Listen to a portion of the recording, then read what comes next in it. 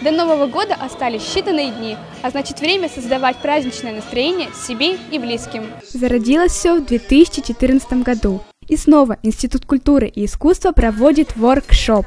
Сегодня работают 3 площадки – мастерская, ярмарка и фотозона. Это мероприятие будет как раз неким таким вдохновением перед Новым годом, потому что у всех настроение перед сессией не очень, и сегодня все придут, послушают музыку, купят подарочки, сделают какие-то себе поделки, фотографии.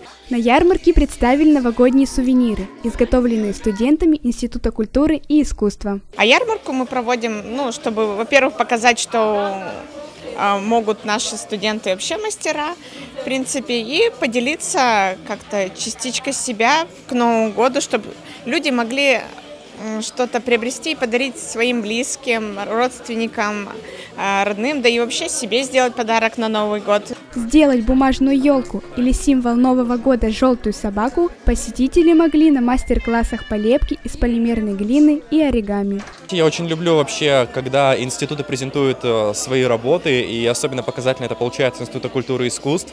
Это безумно красиво, это безумно интересно, и очень классно, когда ты можешь просто так сесть и попробовать что-то сделать своими руками. Новогоднее настроение создавали не только подарки, но и фотозона. На воркшопе нет абсолютно похожих идей. Здесь каждый вкладывает в сюрприз собственную энергетику. Ведь лучший подарок – это подарок, сделанный своими руками. Виктория Лихачева, Александр Кочкин, учебное телевидение СГУ.